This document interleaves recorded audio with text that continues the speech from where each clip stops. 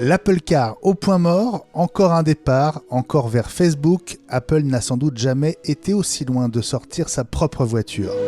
15.4 pour iOS, iPadOS, tvOS et les HomePod, 12.3 pour macOS Monterey, 8.5 pour watchOS.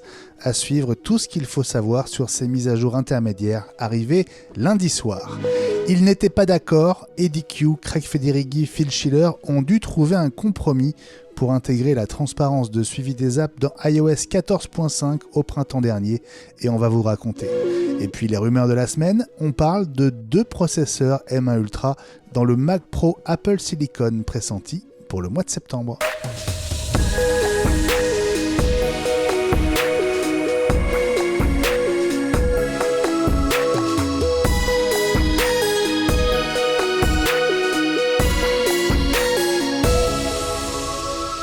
Jeudi 17 mars 2022, c'est un jour anniversaire qui me tient à cœur et que je partage avec joie avec vous. Soyez les bienvenus dans iWeek, la semaine Apple, épisode 82. iWeek, c'est le podcast de référence sur l'actu de l'écosystème Apple, tous les jeudis soirs. Merci à chacune et chacun d'entre vous pour votre fidélité. On est ensemble pour une bonne heure d'infos et de bonne humeur, et je salue tout de suite mes copains Eli Abitbol, Fabrice Neumann. Messieurs, bonsoir. Bonsoir. Salut Benjamin, salut Eli. Comment ça va ? Comment ça va ? Bah bien, on va dire bien. Eli, tu as encore visage humain. Oui, pourquoi ? Parce que je sais que tu as des journées qui font 26 heures en ce moment. Ah oui, bah, les lancements de produits Apple, c'est souvent ça. C'est beaucoup de boulot. Mais on va essayer que vendredi matin, on soit au taquet pour accueillir les nombreux clients qui vont venir découvrir les nouveautés. Et oui, parce que vendredi, ce sera l'épilogue de cette semaine. L'arrivée du Mac Studio, du Studio Display, des iPhone SE3, de l'iPad Air 5.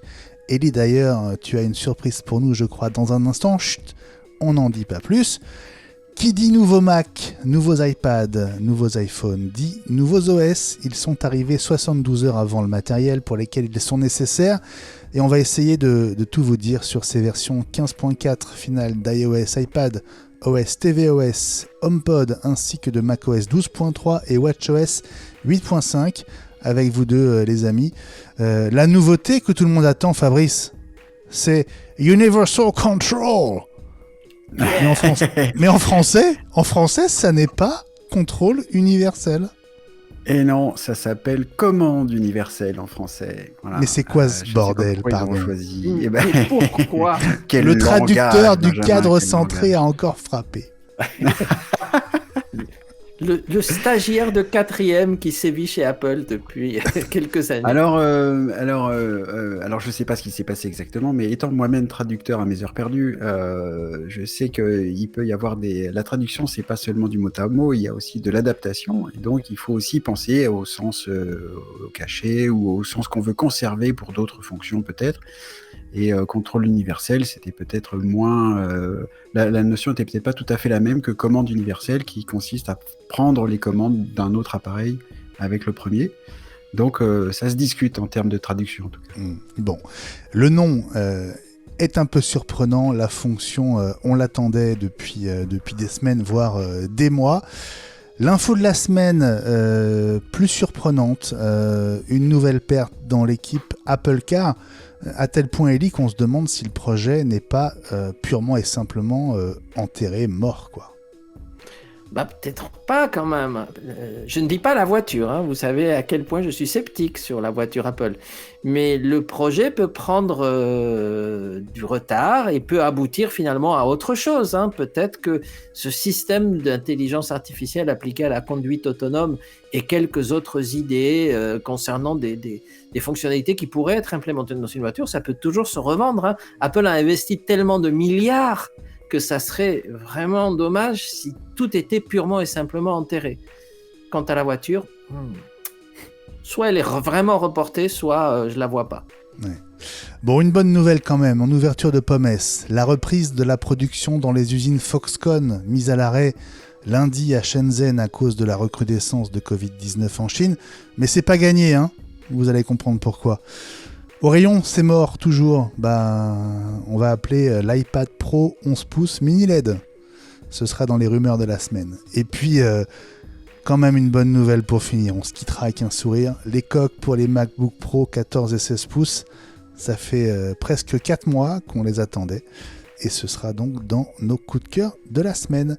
J'en profite quand même pour vous rappeler que si l'actu Apple vous passionne, vous avez i5 sur Spotify et Apple Podcast, 4,99€ par mois. Abonnez-vous, plus de 20 épisodes par mois, 5 minutes par jour, 5 jours par semaine, avec la team que vous appréciez, Ellie, Fabrice, François, Gilles, le premier podcast quotidien dédié à l'actu Apple. Patreon.com/iWeek pour soutenir iWeek à partir d'1,50€ par épisode. Merci à nos contributeurs. Sans vous, on serait probablement plus là. Et puis Twitter, @iWeekNews pour nous suivre et échanger avec nous tout au long de la semaine avec le hashtag iWeekLSA. LSA comme la semaine Apple.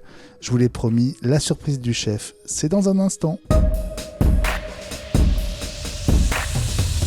Ellie, en ce jeudi soir, le compte à rebours a commencé et tu as déjà les produits qui arrivent ce vendredi un peu partout dans le monde. Oui, et en plus, on a été obligé d'être extrêmement prudent et de timer cette chose parce que vous avez vu certainement dans les news qu'il y a eu déjà un Mac Studio qui est dans la nature, qui est arrivé chez un utilisateur parce que un revendeur qu'Apple cherche désespérément, ils font le tour de tous les revendeurs français, a livré avant l'heure, encore une gaffe. Et donc là, je peux vous dire que si quelqu'un active ou montre un produit avant jeudi, fermeture des magasins, donc ouf, on échappe, on est mort, quoi. Donc on peut pas rigoler, surtout pas cette fois-ci. Donc quand même, on va vous faire une séquence un peu émotion. Donc du coup, les unboxings traditionnels, on peut pas comme ça, mais on va faire quand même quelque chose. Et c'est pour ça que mon dîner cette fois-ci n'est pas dans ma cuisine. J'ai quitté ma cuisine et je vais vous entraîner un peu comme chez Apple. Dans l'arrière-boutique d'MCS, voire même dans le coffre, car moi aussi je sais faire du Tim Cook, et vous emmener dans le coffre-fort. Wow. Et donc, première surprise, nous avons ouvert le coffre. Ceux qui ont la version vidéo ont découvert il y a quelques secondes comment on ouvre un coffre chez MCS. Et donc, on n'a pas vu la combinaison pour autant. Mais vous avez vu l'effort, parce que je peux vous dire que moi, je n'y arrive pas. Donc, j'ai dû faire appel à un de mes collaborateurs musclés pour ouvrir ce coffre qui résiste à tout. Et donc, nous Attends, sérieusement, les produits, ils sont au coffre ? Oui, avant la présentation, oui. Ah ouais ? Bien sûr. Oui. Donc, et donc là, on les a sortis du coffre. Et avant d'aller les mettre dans les présentoirs, pour qu'ils soient prêts pour justement demain matin, on va profiter pour vous les montrer et vous en parler. Donc, en même temps que je vous les décris et que je vous fais une sorte de prise de contact, de premières impressions, vous découvrez quelques images de ces produits. On va commencer d'abord par le nouvel SE. Le nouvel SE que nous avons donc reçu dans sa belle robe gris sidéral. Qu'est-ce qu'on peut dire ? On peut dire qu'il n'y a rien à dire. Parce qu'en fait, on le tourne de tous les côtés. Ouais. Et c'est comme le SE d'avant. Vraiment, on peut le regarder à la loupe. Il n'y a aucune différence extérieure. Aucune. C'est une déception, ça, quand on l'a entre les mains ? Non, ça peut rassurer certaines personnes qui vraiment veulent leur Touch ID, qui veulent pas l'aide de caméra, il y en a et qui veulent ce format. Donc, pour moi, oui, c'est une déception. Mais pour un utilisateur qui découvre et qui a l'habitude, ça peut le rassurer. Mais quand j'ai dit il n'y a rien qui change, ça ne veut pas dire pour autant que ce n'est pas un bon produit, parce que dès qu'on l'allume, ça n'a plus rien à voir. C'est-à-dire que... Ah oui, parce que en fait, toute la différence, elle tient en deux choses. On en a déjà parlé. La première s'appelle A15 et la deuxième s'appelle 5G. Alors, A15, ça fait toute la différence. Pourquoi ?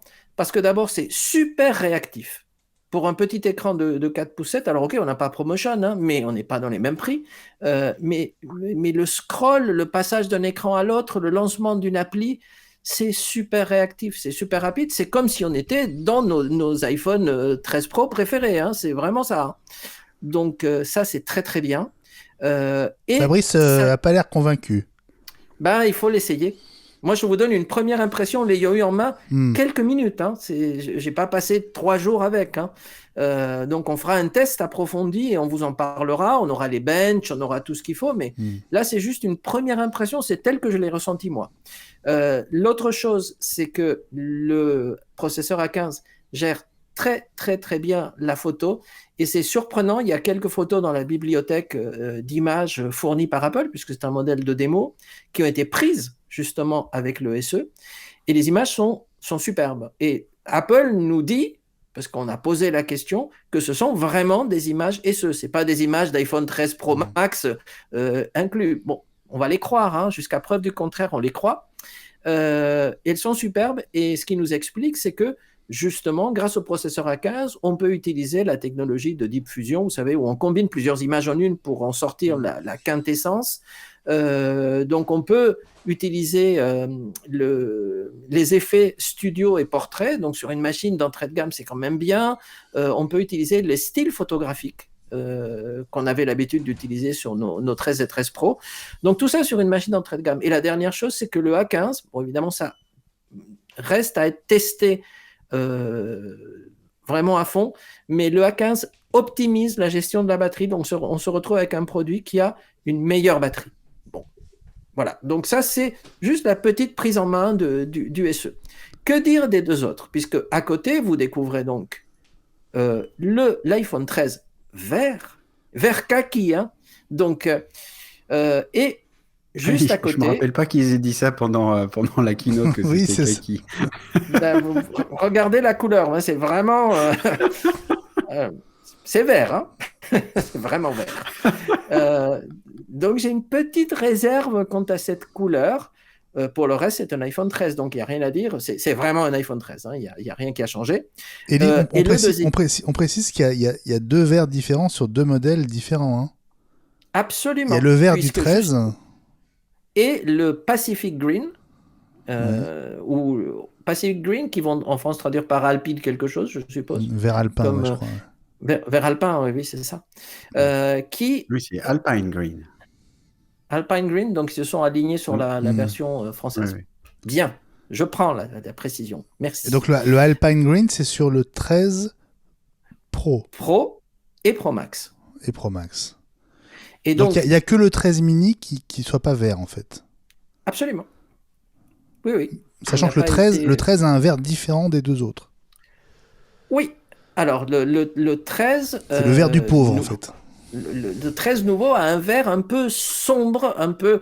Bah c'est en fait la texture des iPhone 13. Hein. Donc, mais celui-là, moi je le trouve un peu sombre. Alors que vous découvrez en même temps un iPhone 13 Pro Alpine Green, donc vert alpin, qui lui est magnifique. C'est un vert très pâle.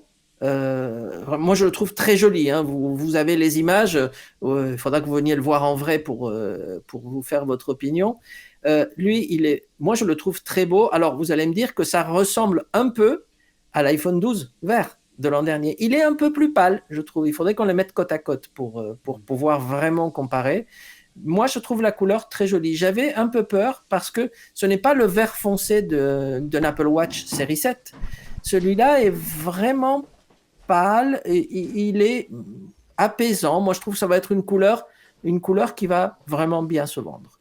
De toute façon, dans tous les Apple Store et dans tous les APR et dans tous les endroits qui vont présenter ces modèles-là, hein, donc que ce soit les retailers, etc., vous verrez l'iPhone 13 vert et l'iPhone 13 Pro vert alpin. Parce que c'est la couleur qu'Apple a décidé de montrer cette année. Alors, au passage, dans nos showrooms, il y a un produit qui a fait les frais de cette nouveauté. C'est le merveilleux iPhone mini Palm, qui était pourtant la vedette l'an dernier et qu'on avait mis en avant et qui était dans tous les posters, etc. Il a disparu de nos tables. T'as qu'il est plus vendu ? Si, mais on n'a plus le droit de le montrer. Si, il est vendu encore, mais on ne le montre plus. Bon, c'est un peu triste. Et dernier produit, après on va passer à l'actualité, dernier produit que je vous présente, c'est donc l'iPad Air de 5e génération dans un magnifique bleu. Autant j'étais un tout petit peu réservé, même si les couleurs des 4e génération étaient quand même jolies parce que très pastel, le bleu qu'Apple présente dans cette 5e génération, il est juste magnifique. J'ai presque envie de l'acheter tellement il est beau, ce bleu. Ouais. Eh oui, vraiment, regardez les images, il est vraiment beau. Et alors, que dire de cet iPad Air? On va en parler plus en détail, mais vraiment, le M1, ça se sent. Vraiment, l'effet, et c'est pas un M1 au rabais, on en a parlé dans i5, etc. C'est vraiment un vrai M1.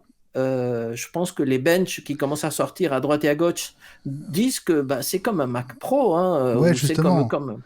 Ouais, les benches disent que c'est pas un M1 dont Apple aurait baissé la fréquence comme Apple l'avait fait sur l'iPad mini 6 avec le processeur c'était un A15 A15. Bionic. Oui, Ouais, mais un... ils avaient baissé la fréquence de 3,2 à 2,9 GHz. Donc on pouvait craindre qu'Apple fasse pareil avec le M1 sur l'iPad Air 5. Et en fait, non, c'est bien du 3,2 comme sur l'iPad Pro surtout. Et comme sur l'iPad Pro. Tout à fait. Alors donc justement, étant donné qu'il fait 10 pouces 9, tu as raison d'avoir dit tout à l'heure en introduction, quid de l'iPad Pro 11 pouces mini, parce que celui-là, à mon avis, on ne le verra plus jamais, parce que là, on a un M1 qui fait 10 pouces 9, Oui. bon, il n'a juste pas Face ID. OK. Par contre, il a une prise USB qui a doublé de vitesse. Et ça... Il suffit de coller un petit disque dur derrière pour se rendre compte que vraiment les copies ou le fait de streamer une vidéo, ça va vraiment vite. Donc ça, c'est vrai, promesse tenue. À part ça, un M1 dans un iPad Air, j'ai dit tout à l'heure que le SE était réactif. L'iPad Air, lui, il est carrément hyper réactif. Il est survitaminé avec un M1. Donc tout ce qu'on fait est super agréable, super fluide. L'écran est génial. Le fait d'arriver maintenant, enfin, aussi à pouvoir faire du cadre centré, qui nous manquait. Donc, ça y est, on peut faire du cadre centré partout, on est heureux. Presque. On ne peut pas faire encore du cadre centré sur un iPhone. Ça, c'est dommage. Mais bon. Bientôt. Ça viendra peut-être. Ça viendra peut-être. Et donc, pour vous résumer ça, processeur M1, double vitesse sur le connecteur USB-C, 5G, pour ceux qui veulent la 5G. Et donc, des nouvelles couleurs, je ne les ai pas toutes vues, mais en tout cas, le bleu est fabuleux. Donc, pour une prise en main comme ça, rapide, encore une fois, une bonne surprise, et je pense que ça sera un best-seller, lui aussi. Ouais. Bon, merci beaucoup Ellie pour ces deux avant-premières. En attendant, évidemment, le Mac Studio et le Studio Display. Juste Fabrice, sur le SE3, je sais que ton cœur balance, puisqu'on parlait du mini, avec une promo qui le met quasiment au même prix que le SE3 en ce moment. Oui, alors ça fait partie de ma réflexion. Effectivement, je ne suis pas très fan de l'iPhone SE de 3e génération. Déjà, prix tout seul, donc on rappelle qu'il a augmenté de 40 € par rapport au SE de 2e génération, alors même que dans la boîte des iPhones aujourd'hui, il n'y a plus le chargeur, il n'y a plus que le câble, et il n'y a plus les écouteurs non plus, qui étaient encore une exception française jusqu'à la fin de 2021. Donc, je suis quand même un peu, pour le moins, déçu de cette augmentation de prix, alors qu'il y a, entre guillemets, moins dedans, même si, Ellie l'a dit très justement, il y a la 15 et la 5G, qui, pour moi, sont pas indispensables. Donc, pour faire comme iPhone d'entrée de gamme, je trouve que c'est pas très réussi. Moi, je suis toujours très surpris qu'on parle entre guillemets, d'un iPhone pas cher à plus de 500 €. Je trouve ça fou, quoi. Et donc, effectivement, quand je vois des promos pour un iPhone 12 mini qu'on peut trouver à 600 €, neuf, naturellement, je trouve qu'il y a de quoi réfléchir, parce que je vais regarder sur le site d'Apple pour voir les comparaisons. On a 2 objectifs photo, On a un mode nuit en photo sur l'iPhone mini qu'on n'a pas avec l'iPhone SE, malgré la 15, parce que ça dépend aussi, j'imagine, du capteur photo. On a effectivement les styles photographiques sur le SE et pas sur le mini. Bon, d'accord. Mais avec le mini, on a aussi du coup un appareil qui est plus petit, légèrement plus petit, pour un écran plus grand, qui va être en plus OLED et avec une meilleure définition. Et avec Face ID. Et plus de 400 points par pouce, et avec Face ID, alors, on préfère ou pas Face ID, Touch ID, je ne vais pas rentrer dans la discussion, parce que finalement, ça c'est... moi, je préfère, mais bon, on peut préférer le Touch ID. Donc, on comprend la volonté d'Apple de conserver un Touch ID au catalogue, mais je trouve que ça aurait été 400 €, je veux bien, mais 530 €, moi, je trouve ça fou, quoi. Ouais. Et concrètement, à combien on trouve l'iPhone 12 mini en ce moment? 600 €. 600 € pour quelle capacité? Pour 64 Go, pareil que l'iPhone SE3. Voilà. Alors, l'iPhone SE3, on commence à le trouver. Oui, que le SE3. Non. 70 € de plus. Non, c'est presque 100 € parce qu'en fait, 529, c'est le prix tarif et c'est le prix auquel vous le trouvez chez Apple et chez nous, etc. Mais certains retailers ou discounters bien connus commencent à le positionner avant même qu'il soit lancé à 4,99 €. Voilà, SE3. donc du coup, il y a une promo sur le SE3 tout de suite. Je pense c'est pas une promo, c'est vraiment du discount. Mais oui, parce qu'une promo voudrait dire qu'Apple est d'accord. Apple n'est pas du tout d'accord qu'on baisse le prix, mais bon, certains, on va pas citer leur nom, voilà, déjà ils font un lancement au rabais, hélas. Enfin voilà, bon, donc c'est, on va dire, une petite centaine d'euros de plus, pour aussi avoir par exemple la compatibilité avec MagSafe, qu'on n'a pas avec le SE, et une meilleure résistance à l'eau, parce que le SE est une conception assez ancienne, donc ça résiste moins bien à l'eau. Enfin, je trouve ça vraiment très, très mal placé. Je trouve ce produit très, très mal placé. À ce prix-là, en tout cas. Si tu devais t'acheter un iPhone, tu mettrais le petit supplément de prix pour un 12 mini. Ah oui. Ah oui, absolument. Moi, je pense que là, le SE... Autant le SE2 était bien placé, autant le SE3, en ayant des progrès assez limités, je trouve, me paraît très, très mal placé. En fait. Bon, c'est très intéressant. Ellie ? Oui, ça montre qu'il y a en fait une clientèle ou deux analyses. Et je pense que le iPhone SE va trouver son public. Je pense que ça sera un best-seller chez Apple. Je l'avais dit lors de la keynote. Mais je suis d'accord avec l'analyse de mon éminent camarade, parce que moi, je serais tenté, évidemment, par le LED, par le Face ID, par cette technologie en plus, mais tout le monde n'est pas comme ça. Et pour certains de nos clients, vraiment, 100 € ou 70 €, ça compte. Donc, il faut vraiment le positionner comme étant un produit rapide avec de la 5G. Effectivement, 500 €, c'est beaucoup, mais c'est moitié prix par rapport à une 5G actuelle chez Apple, presque. Donc, c'est une grosse différence pour quelqu'un qui aurait besoin de la 5G. Est-ce que tout le monde a besoin de la 5G? Non. Est-ce que tout le monde a besoin de Face ID ou de l'OLED? Non. Mais de notre côté, c'est bien de l'avoir. Donc, nous, on est des technophiles, donc on apprécie cette différence. Et c'est pour ça que je suis un peu embêté. Mais est-ce que moi, je l'achèterais un SE? Non. Mais est-ce que des clients vont l'acheter? Oui, j'en suis persuadé. Fabrice? Je trouve qu'il y a un autre aspect du marché qui a changé aussi au cours au moins des 5 dernières années. C'est que les iPhones en particulier, mais les appareils électroniques en général, ont une durée de vie plus longue. Résultat, c'est ce qui me pousse, par exemple, quand on me demande tout le temps des conseils d'achat. En l'état, par exemple, un SE3, je ne le conseillerais pas, je conseillerais plutôt, et Elie, tu l'as dit toi-même la semaine dernière, le SE2, et alors là, pour le coup, on parle de promo, on trouve des SE2 qui sont encore excellents, justement, un A13, ceci, cela, et on les trouve à 260 € neuf. Hein. Et donc, ce qui change, je trouve, mais oui, ce qui change dans le marché, ce qui change dans le marché, c'est que du coup, un iPhone qui est sorti au catalogue d'Apple il y a 2 ans va encore être capable de vivre pendant facilement 4 ans, avec les mises à jour, etc. Et ça change tout. C'est-à-dire que le marché du neuf se transforme C'est pas uniquement le neuf qui est au catalogue d'Apple, parce que grâce notamment à la durée de vie des appareils, je trouve.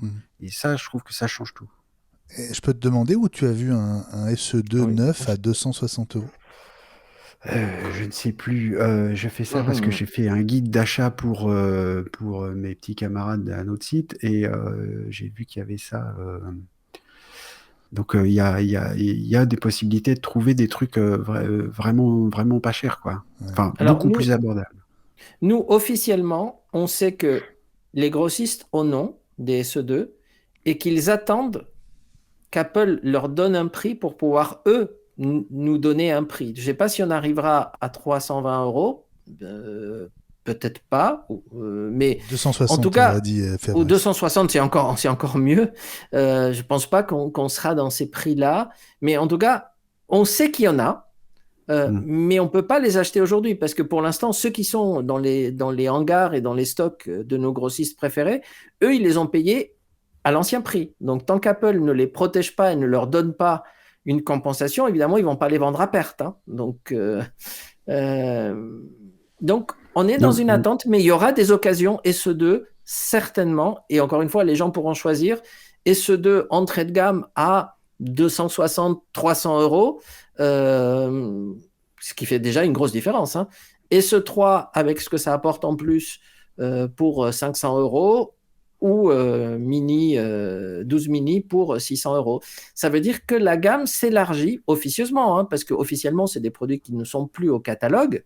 Mais officieusement, quand quelqu'un a besoin d'un téléphone et que ça correspond à son besoin, c'est une économie quand même. Hein. Les temps sont durs. C'est sûr. Grâce à cette économie, on peut faire peut-être un quart de plein d'essence. Hein. On ne sait jamais. Ce que je veux dire par là, c'est que c'est vraiment un moyen pour élargir le marché que Apple ne contrôle pas tout à fait, mais contrôle un peu quand même, sans avoir forcément besoin d'étendre sa gamme officielle. Je pense que Apple a sa main là-dedans aussi. Hein. C'est pour proposer quelque chose de plus d'entrée de gamme. Je voulais me permettre de faire un complément. Si je crois comprendre, j'ai cru comprendre, Ellie, qu'il n'y avait pas d'iPhone 13 mini kaki sur le site d'Apple. J'en vois en précommande. Alors je pense que toute la gamme de l'iPhone 13 est quand même disponible en vert ou en vert alpin. Alors pour l'instant, on ne l'avait pas encore dans nos dispos, mais tu as raison de fouiller. Je vais me renseigner. Je pense qu'Apple ne va pas restreindre effectivement le nombre. Ouais, il va peut-être pas restreindre le nombre de couleurs. Si la couleur verte va être la couleur à la mode, il est clair qu'au moins jusqu'en septembre, on aura tous les modèles de 13 en vert. On va pas dire kaki parce que c'est pas la couleur officielle. Mais je sais pas comment il s'appelle officiellement. Faut que si tu as le site sous les yeux, comment il l'appelle? Vert. C'est vert. Vert. Bon, merci Ellie pour cette avant-première autour de l'iPhone SE3 et de l'iPad Air 5. On se retrouve dans une seconde pour l'info de la semaine. Et l'info de la semaine, c'est un énième départ dans l'équipe chargée du projet Apple Car chez Apple, une 7e pièce majeure de ce qu'on a aussi appelé le projet Titan has left the building, comme Elvis. Alors cette pièce s'appelle Joe Bass, il était en charge de la partie logicielle et il rejoint Meta Platforms, autrement dit Facebook. Joe Bass qui s'en va, son nom s'ajoute à une liste qui est déjà longue maintenant, hein. Dave Scott, Jaime Waido, Dave Rosenthal, Benjamin Lyon, Doug Field, Michael Schwekutsch. Ça commence à faire beaucoup, du coup Mark Gurman et Ming-Chi Kuo se rejoignent pour dire que l'année 2022 va être décisive pour le projet. Soit Apple a la volonté de le relancer, soit Apple l'enterre pour de bon, parce que l'objectif, et a priori tout le monde est d'accord là-dessus, ce serait 2025. Or, 2025, en s'y mettant vraiment en 2022, ce serait quasiment déjà mission impossible avec une équipe au taquet.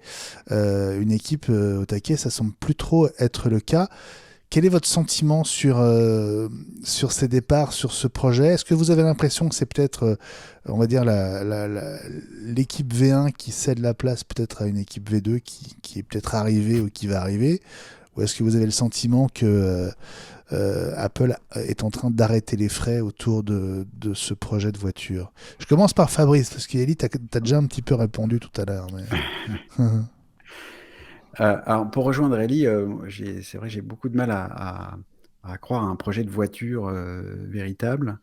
Il semblerait que ce que j'en comprends, c'est que peut-être qu'Apple a elle-même du mal à savoir ce qu'elle veut faire, en fait, et que du coup, il doit y avoir un peu des changements de cap, et que les gens qui s'en occupent disent ah bah on m'avait demandé de faire un projet A, puis maintenant c'est un projet B, ça m'intéresse plus, ou je suis pas compétent, ou les deux, ou autre chose. Donc c'est pas clair. J'ai entendu, tu citais Mark Gurman, parler du fait que lui, il était persuadé qu'Apple allait sortir une voiture. Il n'a pas donné de date, hein, il est comme tout le monde, il ne l'a pas, mais il est toujours persuadé, lui, qu'il y aurait une voiture.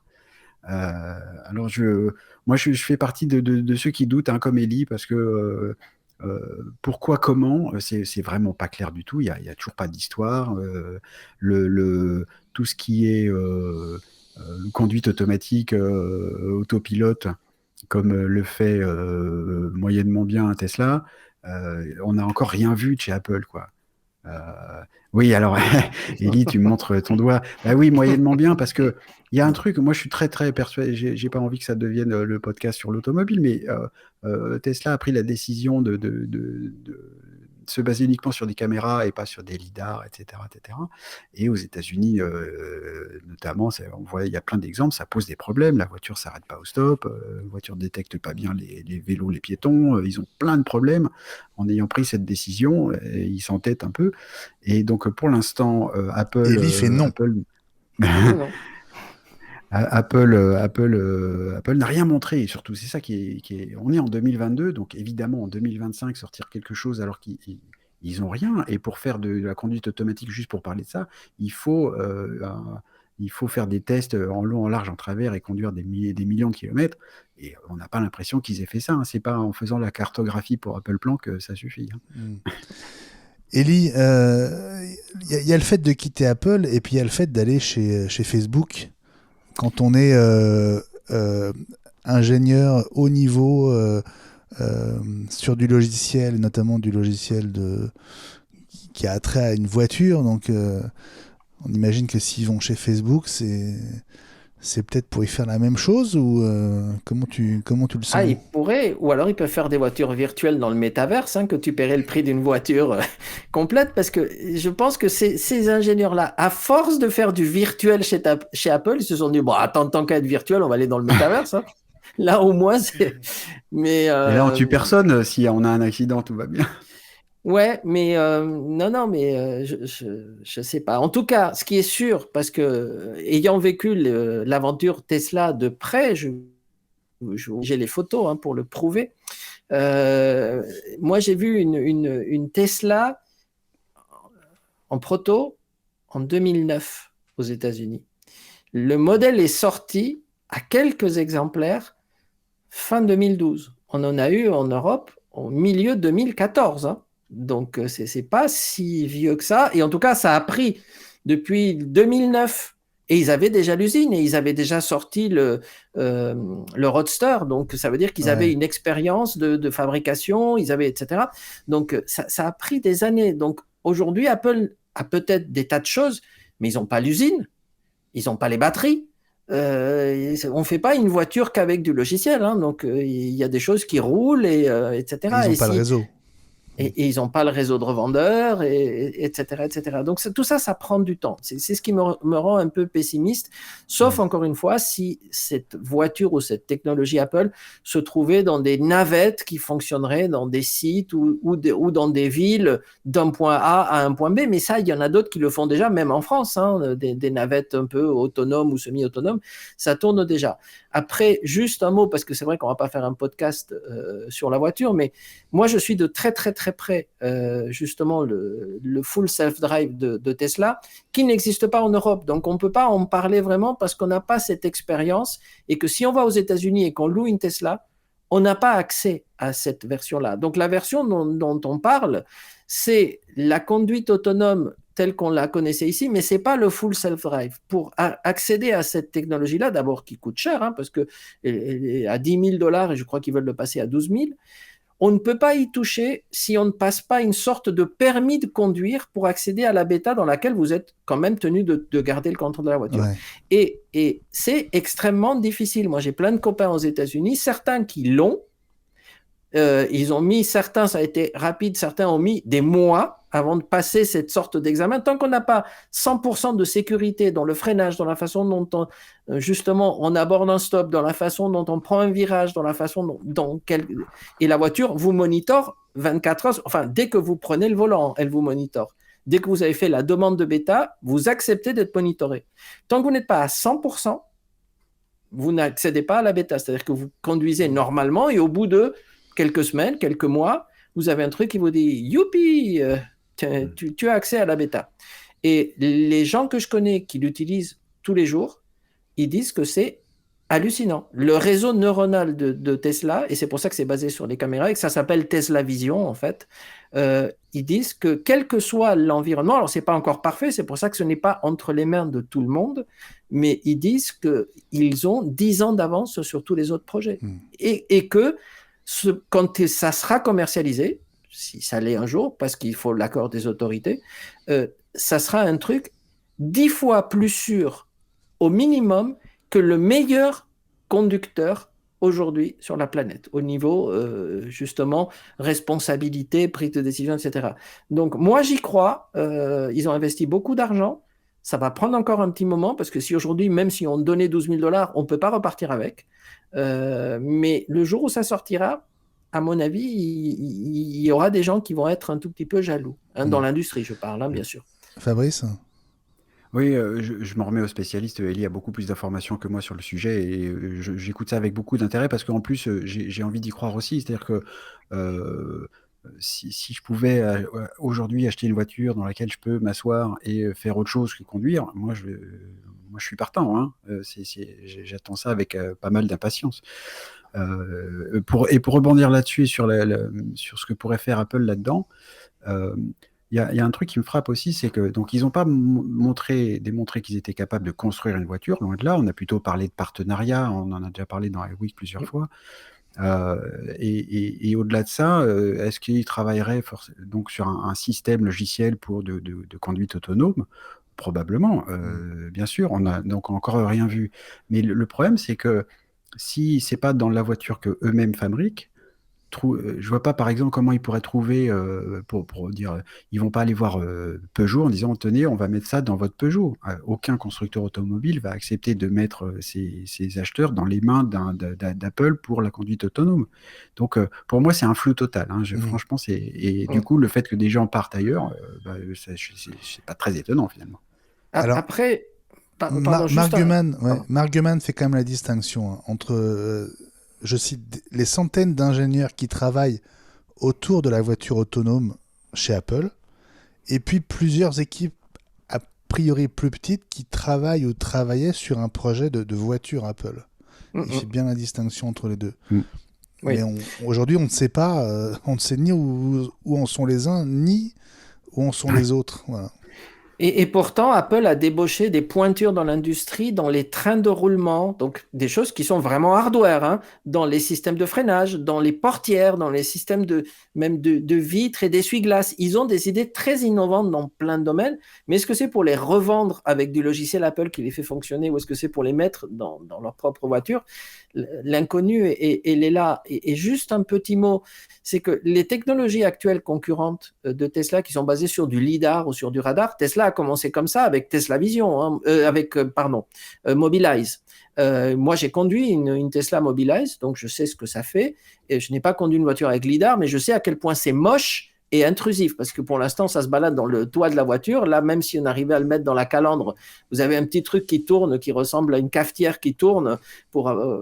Et en fait, dites-vous bien, quand vous êtes dans votre voiture, vous n'avez pas un lidar, vous avez 2 yeux et vous avez un cerveau, bien entendu. Et pourtant, il y a des pilotes de Formule 1 qui vont à 350 km/h et vous faites des trajets tous les jours sans avoir d'accident. Donc, l'ambition de Tesla, mais ils veulent faire un Android dans un an pour tirer parti de cet enseignement, c'est de dire que si on peut le faire avec 2 yeux, on peut le faire avec 8 caméras. C'est pour éviter de tourner la tête. Hein. Et évidemment, un réseau neuronal. Hein. et évidemment un réseau neuronal. Mais bon, on Bon. verra. On en reparlera. On en reparlera. En tout cas, 2022 sera probablement effectivement une année décisive pour l'avenir de ce projet éventuel de voiture chez Apple. Allez, on marque une toute petite pause pour boire un petit coup et on revient avec toutes les mises à jour qui sont disponibles depuis lundi. Elles sont arrivées lundi soir et puisque le délai de 24 heures, délai de raison est passé, on peut vous en parler de manière un peu plus détendue. Toutes ces mises à jour, donc promises depuis plusieurs semaines. On va commencer par celle qui concerne l'iPhone et l'iPad. Fabrice, version 15.4 pour les deux. Exactement, donc que j'ai installé sans problème, donc on peut rassurer quelques-uns qui auraient attendu en écoutant les bons conseils d'Eli, puisqu'en plus il s'agit d'une mise à jour à numéro pair, alors c'est affreux. Eh oui. Mais je l'ai installé quand même. Bah voilà, donc tu vas vraiment rassurer tout le monde. Merci Eli. On va faire un petit tour de ce que ça apporte. Rappelez, Ouais, on en a déjà avec parlé plaisir. un petit peu, mais maintenant on peut faire une liste presque exhaustive. On en reparlera peut-être un petit peu plus en détail. Donc il y a la commande universelle qui alors ne concerne, rappelons-le, que l'iPad dans ce cas-là et pas l'iPhone, hein, pour une raison toute simple, c'est que on peut connecter un clavier à un iPhone, mais on ne peut pas connecter de souris ou de pavé tactile. Donc la commande universelle qui permet de commander son iPad avec le clavier et la souris de son Mac, forcément ça ne peut pas marcher sur un iPhone. Il y a bien sûr donc le Face ID avec un masque. Alors on se retient de s'esclaffer les garçons, c'est pas parce que on a arrêté le masque obligatoirement en France que c'est arrêté partout. Et puis ça reviendra peut-être. Ben oui, Eh oui. malheureusement. Voilà. Malheureusement. En tout cas, donc ça fonctionne bien. J'ai eu l'occasion de l'essayer. Il faut refaire son empreinte faciale pour que ça fonctionne, hein, pour que l'iPhone reconnaisse. Alors, en revanche, ce qui m'a étonné, j'avais pas noté ce détail. On redonne son visage à manger à l'iPhone, mais pas avec un masque. L'iPhone Oui. réapprend le visage, mais sans masque. Et ensuite, il se débrouille pour reconnaître le visage, même s'il a un masque. Voilà. Je trouvais ça intéressant comme. Il y a une petite précision détail. petite précision parce que je l'ai fait et j'avais l'habitude de le faire depuis que Face ID existe. La première fois, il prend votre visage tel quel. Moi, j'avais mes lunettes et il fait un deuxième passage. On dit enlevez vos lunettes, chose qu'il ne faisait pas avant. Donc C'est ça vrai. doit jouer. Oui, parce que Ouais. l'évolution marche quand on a un masque et aussi quand on a des lunettes. C'est ça. Voilà. Et alors, j'ai pas essayé ça si ça fonctionne avec le masque et des lunettes avec de la buée quand on en a aussi. faudra tester ça. Est-ce qu'Elton John, ça marche avec ses lunettes à lui? Avec les lunettes Alors en là- étoile, vous savez, ça c'est pas gagné. Est-ce qu'Elton John a un iPhone? Notons aussi que ça ne fonctionne qu'à partir de l'iPhone 12. Parce que donc Très juste. on a appris à cet effet-là que grâce à ça que donc le capteur Face ID avait changé à partir de l'iPhone 12. Il doit donc, je suppose, être un petit peu plus précis, ce qui lui permet de détecter si on porte des lunettes ou pas, si on les a enlevées ou pas, et d'avoir plus de points au niveau du haut du visage et de pouvoir se passer du bas du visage. Voilà, ça c'est important. Autre petite chose que j'ai noté, le fait qu'il n'y a plus de limitation en téléchargement 4G, 5G, si on a besoin de faire des mises à jour assez lourdes d'applications, par exemple. Petit à petit, hein, il y avait des limitations au-delà desquelles il fallait forcément passer en Wi-Fi pour télécharger. Au début, c'était 10 mégas, puis 50, et puis 100, etc. Donc là, on peut décider, si on est sûr qu'on a suffisamment dans son quota de données, dans son abonnement de 4G et 5G, on peut dire à l'iPhone, si, vas-y, télécharge-moi le jeu à 200 mégas, et c'est pas grave. Ou à 3 gigas, enfin bref. Voilà, donc ça c'est intéressant. Qu'est-ce que j'ai noté d'autre? Alors moi, quelque chose que j'utilise parce que j'utilise un Siri en anglais américain et un compte aussi américain. Donc j'ai utilisé je commence à utiliser la 5e voix de Siri, qui est un peu moins genrée, et je trouve que ça va bien pour un appareil en fait. Plutôt que de dire il, elle pour un appareil, bah c'est juste un appareil. Je trouve que moi ça me va bien. Alors je sais pas si vous avez regardé ça dans l'application podcast. Il y a, on va voir ça aussi pour macOS, mais il y a la possibilité de voir les podcasts sous forme de saison quand il y a plusieurs saisons. Voilà, donc quand il y a plusieurs années, on peut faire comme les séries télé, saison 1, 2, 3, 4. Alors, Benjamin, je ne sais pas si tu as fait ça pour i5. Je suis allé regarder, j'ai pas trouvé de saison, mais cela dit, je trouve l'application podcast d'Apple tellement insondable que j'ai peut-être pas trouvé. Il y en a pour i5 et il y en a pour iWeek, évidemment. Voilà. Mais oui. Et donc, faudrait que je vois si c'est visible pour i5, mais là, j'ai pas trouvé. Qu'est-ce que j'ai vu d'autre d'intéressant? Pour l'iPhone spécifiquement, il y a des nouvelles fonctions d'appel SOS. On pouvait, vous savez, en maintenant les 3 boutons enfoncés sur un iPhone 10, 11, 12, déclencher un appel d'urgence.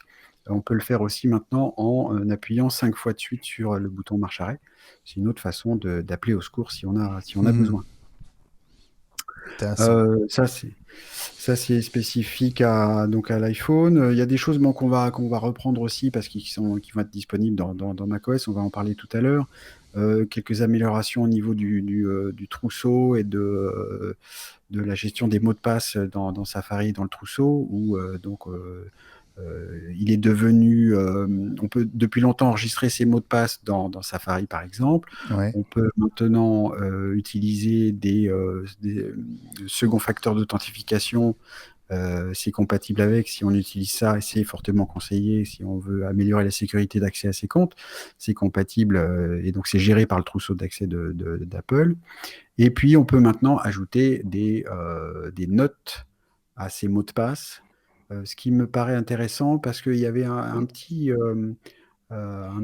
manque dans le gestionnaire de mots de passe d'Apple, c'est que si on a plusieurs comptes sur un même site, par exemple, pour monsieur, pour madame, pour les enfants, le trousseau d'accès ne le montre pas de manière explicite. C'est vrai. Si jamais l'identifiant n'est pas lui-même explicite, on ne sait pas à quel compte on se connecte, et je pense qu'avec des notes, ça va aider à s'y retrouver. Voilà à quoi ça peut servir. Côté carte, ancien wallet, donc on peut maintenant, alors j'ai pas testé, mettre son certificat de vaccination dans la carte. J'avoue que j'ai pas testé, j'ai pas eu trop le temps, et puis du coup ça a un petit peu moins de sens aujourd'hui puisque c'est un peu comme les masques, on en a moins besoin. Il faudra voir ce que ça donne. On en a encore besoin, notamment pour aller, je crois, à l'hôpital, si je me trompe pas, sauf aux urgences. Voilà, c'est comme pour les masques qui doivent être encore portés dans les transports en commun et dans les hôpitaux et les EHPAD. Les hôpitaux et les EHPAD. Les cabinets médicaux, ça. Les cabinets médicaux, tout ce qui concerne la santé, les instituts de santé, voilà. Voilà, un petit peu quelques petites choses comme ça. On pourra reparler d'iCloud Plus aussi. Ça concerne aussi les Mac. Donc, on a déjà évoqué, donc, au moment de l'annonce d'iCloud Plus, il y avait des nouvelles fonctions. C'est donc iCloud Plus, rappelons que c'est dès qu'on a un abonnement payant à iCloud, on a quelques fonctions supplémentaires comme protéger un petit peu. Voilà, le relais privé. Et ils avaient aussi annoncé qu'on pourrait utiliser un nom de domaine personnalisé pour gérer ses mails via iCloud, et c'est maintenant activé. Donc, si vous avez votre nom de domaine, vous pouvez le lier à votre service de mail Apple et utiliser une adresse personnalisée comme ça. Voilà, c'est maintenant activé. Voilà des choses importantes, intéressantes dans iOS 15.4 et iPadOS 15.4. Ça fait pas mal de choses. Bon, tu n'as pas parlé des emojis, mais j'allais en parler après. Quelques dizaines de nouveaux emojis. On les garde pour après. Alors, est-ce que tu veux qu'on passe à macOS ? Alors passons à macOS, oui, bien Allez. sûr. Donc macOS 12.3 est arrivé en même temps. Donc la grosse nouveauté, c'est aussi commande universelle naturellement, notamment parce que n'oublions pas que commande universelle permet de commander donc plusieurs ou de contrôler, pour reprendre le mot anglais, plusieurs appareils avec un seul clavier, une seule souris. Mais quel que soit le nombre d'appareils qu'on utilise, je suis pas encore très sûr de la limitation en termes de nombre d'appareils. Il faut forcément qu'il y ait au moins un Mac dedans. Donc Mhm. on peut donc, Mhm. depuis son Mac, contrôler un autre iPad ou deux autres iPads, ou depuis son Mac, contrôler un autre Mac, mais il faut forcément qu'il y ait un Mac dans la boucle. C'est-à-dire que le début, c'est un Mac. Ellie, tu veux apporter une précision C'était juste une question pour que les gens comprennent bien, parce que c'est une des questions qu'on a nous-mêmes eues au magasin. Qu'est-ce qu'il faut au minimum pour que ça marche, le contrôle universel, au niveau Mac? Alors, Commande universelle, tu veux dire? commande universelle. Comment? Oui. C'est une bonne question. Alors, par exemple, moi, j'ai ma politique de conservation de mes appareils assez longtemps m'a donc rattrapé pour commande universelle parce que, par exemple, ça ne marche pas avec mon MacBook Pro 2015. Donc, ça fonctionne à partir de MacBook Pro 2016, à partir des iMac de la même année, je crois, des choses comme ça. Il faut, côté iPad, un iPad mini 5e génération au moins, un iPad Air 4e génération au moins. iPad Pro, ça doit marcher tous les modèles, il me semble. Et donc, pas d'iPhone, rappelons-le. Voilà. Donc, D'accord, ça remonte c'est pas important. mal, mais il y a voilà, quelques limitations quand même. Donc Intel ou En M1, termes peu de importe.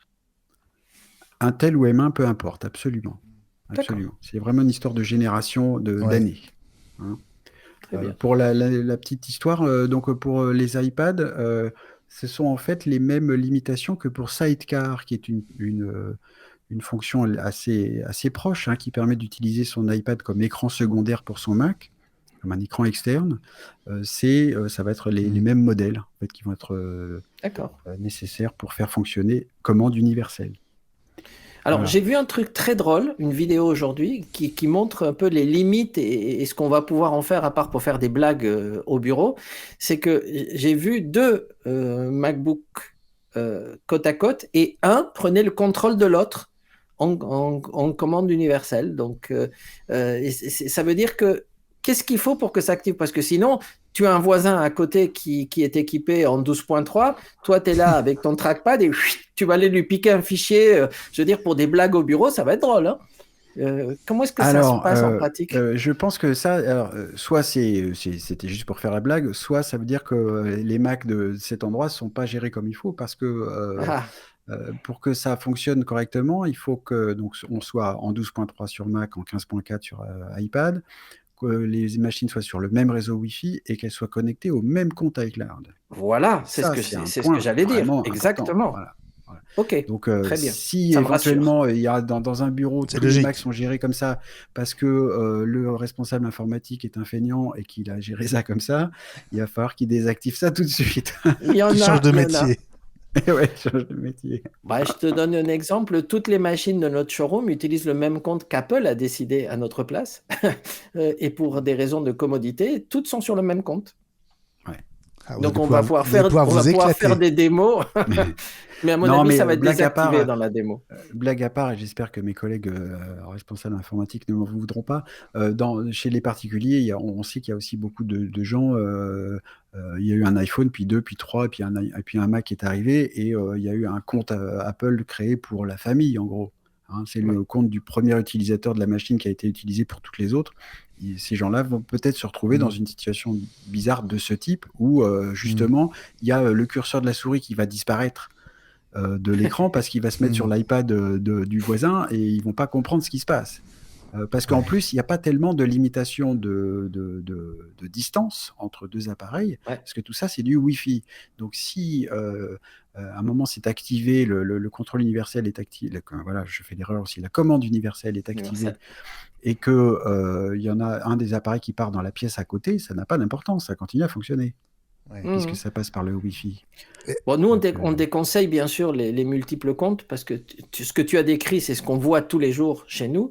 Mais le problème, c'est quand tu commences à avoir deux iPhones ou un iPad de plus, tu as des mélanges déjà dans les numéros de téléphone et les adresses, parce que tu as un seul compte pour la famille et puis pour les messages. Il se peut que quelqu'un reçoive un SMS qui n'était pas destiné à son épouse ou à son mari ou à sa fille, et ça commence à poser des problèmes Oui, un oui, peu tout à fait. gênants, Ouais. suivant qui envoie et pourquoi. Donc nous, on déconseille bien sûr, il faut que chaque appareil ait son compte, vraiment, vraiment, vraiment. Oui, oui, oui, absolument. Fabrice, est-ce Excellent qu'il conseil. y Oui. a il y a un nombre maximum d'appareils qui peuvent comme ça être interconnectés Alors, j'entends 3, mais je pense que j'ai déjà vu des démonstrations avec plus d'appareils que ça, donc j'aurais pas de réponse fixe à vous donner ce soir. Ok. Je ne sais pas. Ouais, je ne sais pas ça.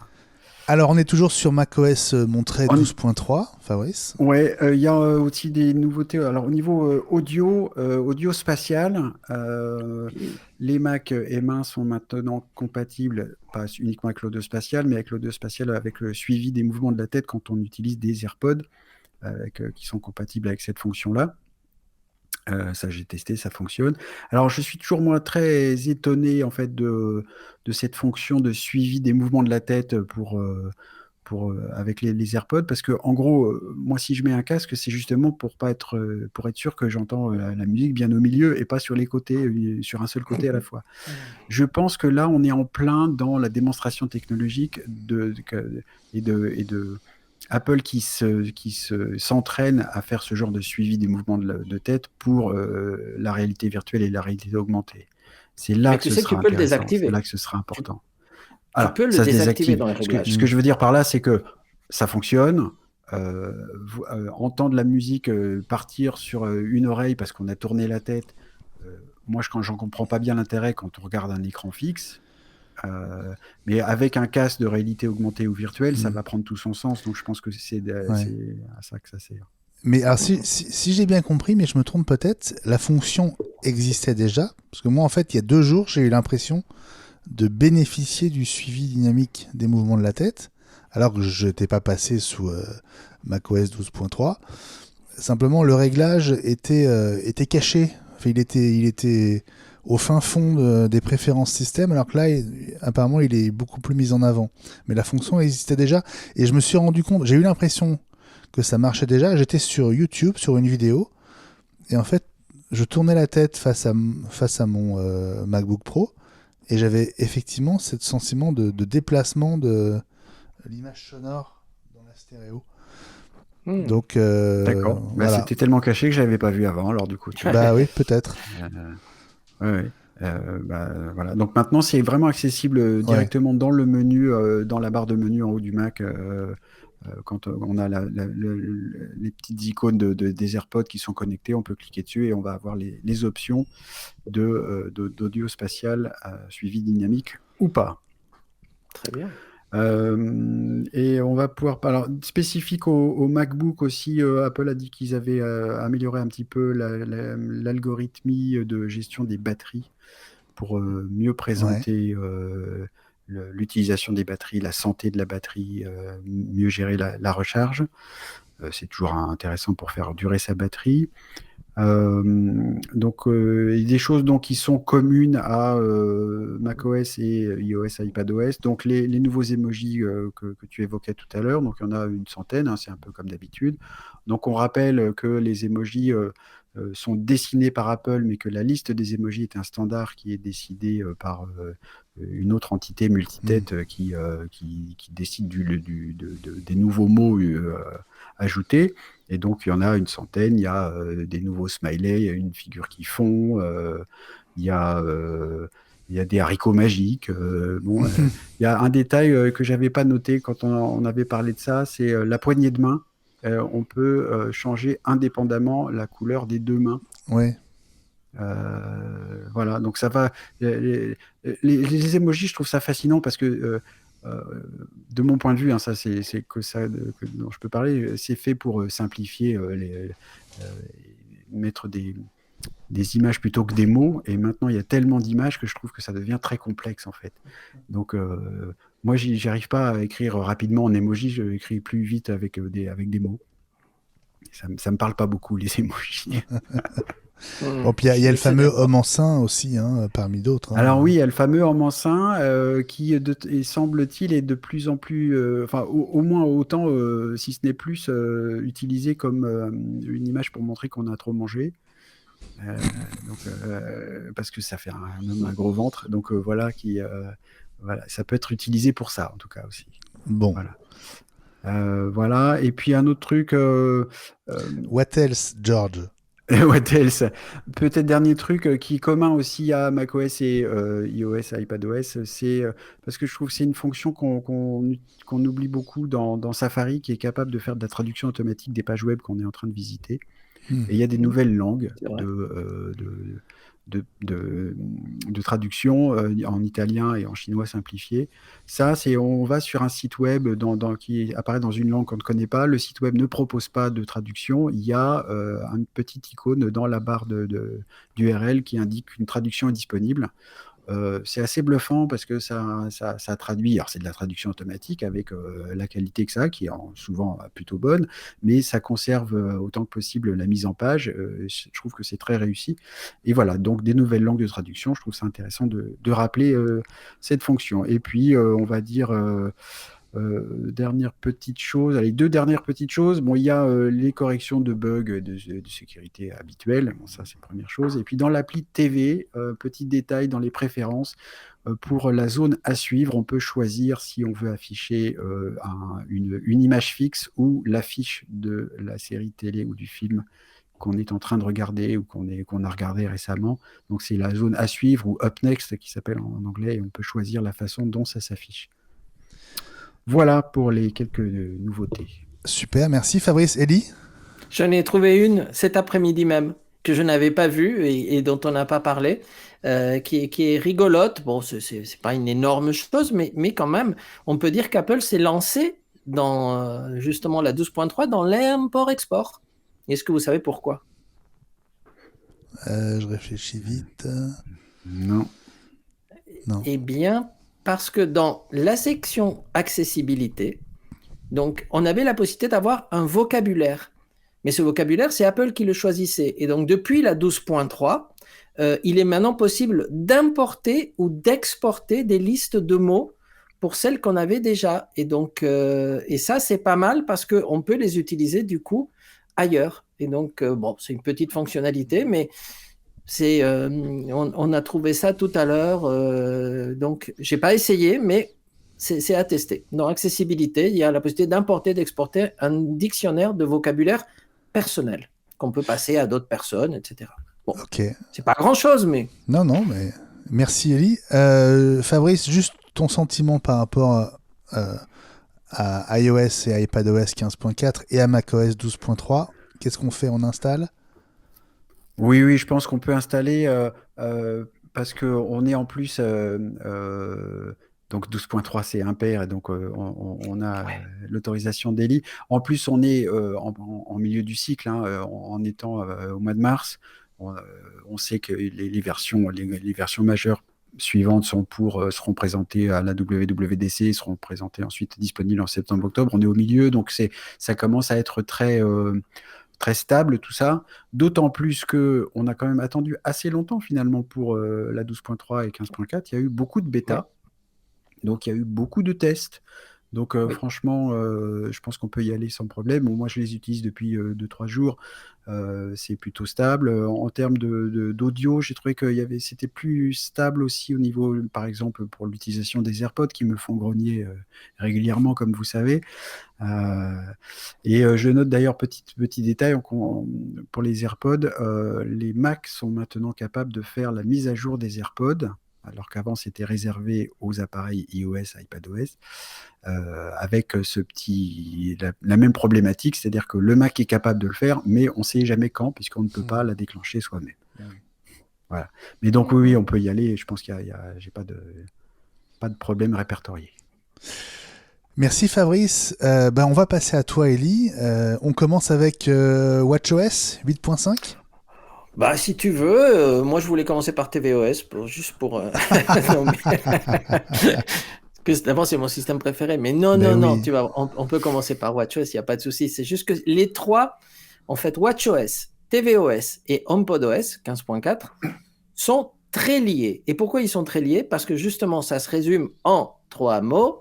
Circuler, il n'y a rien à voir. Donc, pardon. Merci, Élie. Voilà. Je vais faire très court. Quelles sont les nouveautés de WatchOS 8.5? Eh bien, la principale nouveauté, celle qui est sortie dans tous les sites, c'est que ça vous permet de valider un achat que vous auriez décidé de faire dans tvOS. Très bien. Et on dit, mais comment on fait dans mon capitaine? Eh bien, Dans si on tvOS. veut acheter... Oui, absolument. Donc, des TV Purchase. Donc, ça veut dire que vous voulez acheter un film, une série ou une app. Vous voulez vous abonner à une série qui serait payante, etc. Ben, dans tvOS, c'était un peu plus compliqué, parce qu'on ne gère pas les paiements comme on les gère sur un iPhone ou un Mac. Et donc, maintenant, on peut utiliser l'Apple Watch. Et donc, la première question qu'on s'est posée quand ils nous ont dit ça, c'est « Mais comment ils font, mon capitaine ?» Eh bien, c'est très facile. On clique 2 fois sur la couronne digitale pour approuver, en fait, l'achat. Vous savez que des fois, ils vous demandent de faire du Face ID ou du Touch ID pour approuver un achat. Ouais. Eh bien là, l'Apple Watch prend le relais et si on clique 2 fois sur la couronne digitale, on a donc acheté et on est débité de son achat. Donc voilà la principale chose. Qu'est-ce que ça fait d'autre? WatchOS, on peut maintenant mettre évidemment les passes vaccinaux dans le wallet de l'Apple Watch, en particulier pour l'Europe et la France. C'est là où c'est pratique aussi. Ah, c'est là où c'est très pratique, tout à fait. Des choses très sympathiques quand même. Apple a amélioré la détection de l'arythmie cardiaque et de ses notifications. Donc, du coup, ils ont en particulier réussi à améliorer la détection de ce qui s'appelle la fibrillation atriale, donc qui apparemment est très importante et dont plusieurs vies ont déjà été sauvées grâce à Apple et aux Apple Watch, qui n'est toujours pas remboursé par la Sécurité sociale, je le rappelle, malgré mes demandes pressantes depuis la série 4, depuis qu'on a un détecteur d'activité cardiaque. A priori, autre dernière petite chose que je n'ai pas testée, mais je suis sûr que François, qui est notre coach sportif, va se faire un plaisir de nous tester ça. Et qu'on embrasse. Il est en plein déménagement, oui, François. Donc, il y aurait des petits rappels dans l'activité Fitness Plus, donc qui marcherait sur l'Apple Watch, peut-être un peu comme dans Maps, quand vous devez tourner quelque chose. Vous savez que l'Apple Watch vibre un peu pour vous dire il y a quelque chose qui se passe. Il y a un petit rappel. Et dans Fitness Plus, moi, je ne l'utilise pas, donc je ne peux pas vous en dire beaucoup plus. Mais l'Apple Watch fournirait des petits rappels. Peut-être qu'il faut changer d'activité, peut-être que... bon, voilà, je ne sais pas vraiment, mais a priori, ça a été amélioré. Donc ça, c'est pour WatchOS, et je n'ai pas trouvé autre chose. Hein. Si quelqu'un trouve, je suis preneur. Il y a cette fonction dont tu me parlais dans i5, Élie. Que j'ai oublié déjà. De quoi parlons-nous? La restauration. La restauration. Oui. C'est ça, Fabrice, tu voulais le dire. Oui, tout à fait. Oui, oui, sauf que c'est pas en fait, c'est pas dans WatchOS, c'est plus dans iOS, on peut restaurer une Apple Watch. Mais oui, c'est lié, bien entendu. Oui. Mais c'est pas l'Apple Watch qui se restaure elle-même. Hein. Sinon, alors là, mais si on a une Apple Watch en panne, il faut être passé en 8.5.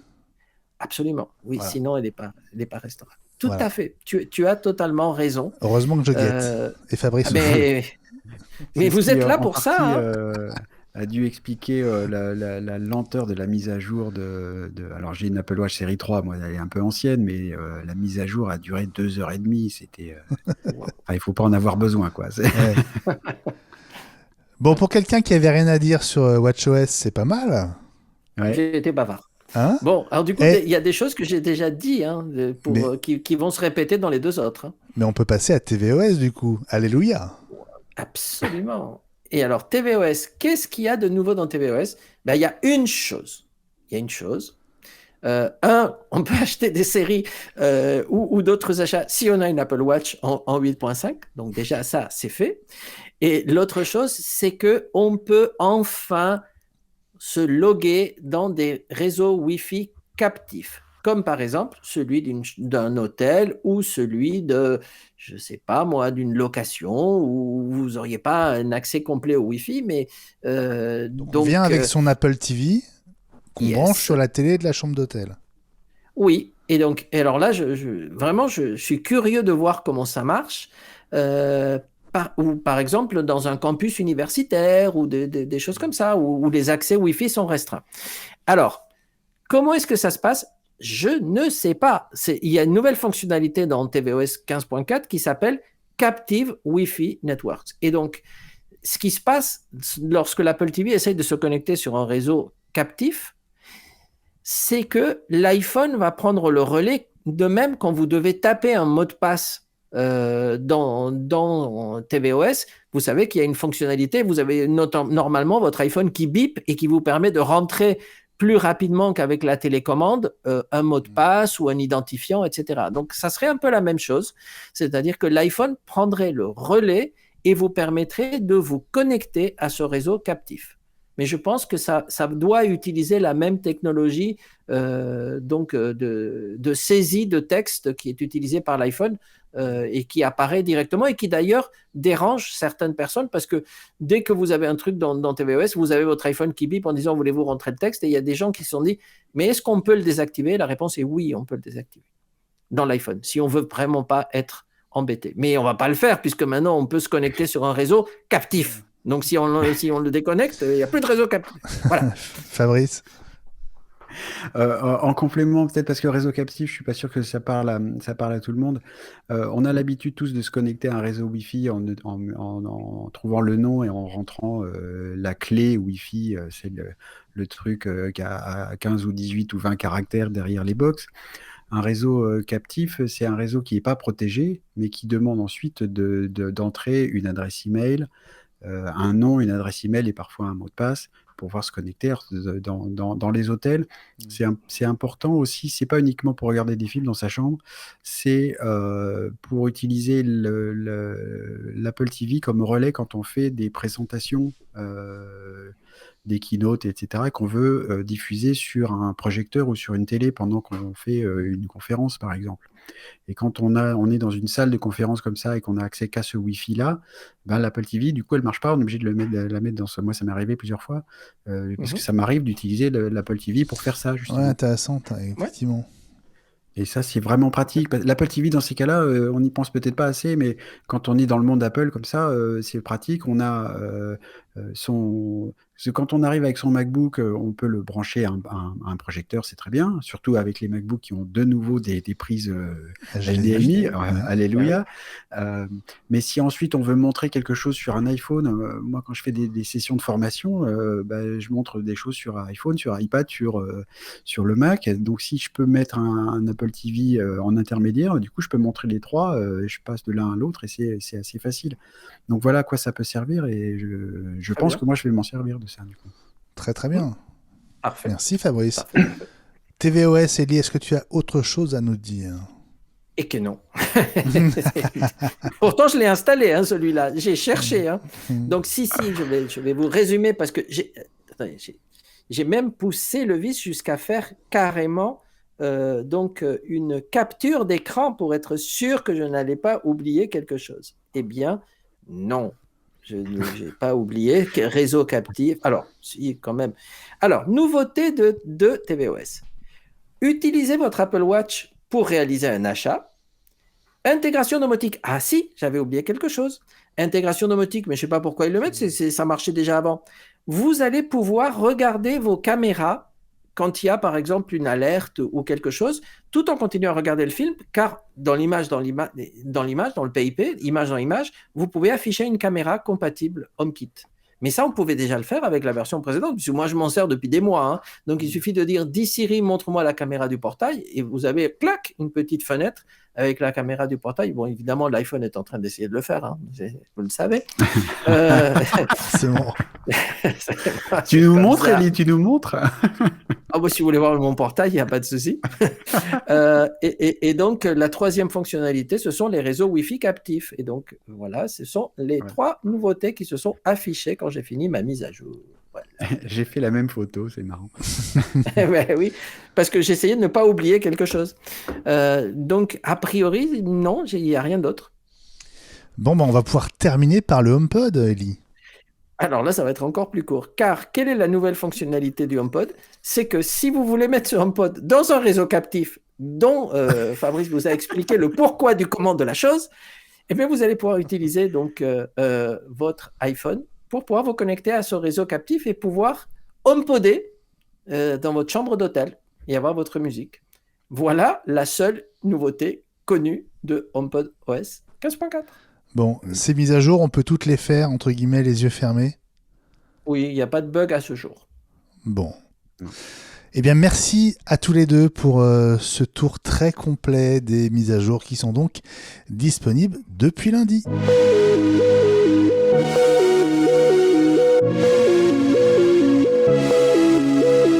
Pommes, on revient sur 3 news de la semaine et on commence par cette bonne nouvelle qui est arrivée mercredi en fin d'après-midi. La production a repris dans les usines Foxconn à Shenzhen en Chine après un accord avec les autorités locales sur les conditions de retour des salariés qui ne sortent donc plus du site. Ils sont dans une sorte de bulle qu'on compare à la bulle sanitaire qui a été utilisée pendant les Jeux Olympiques il y a encore quelques jours.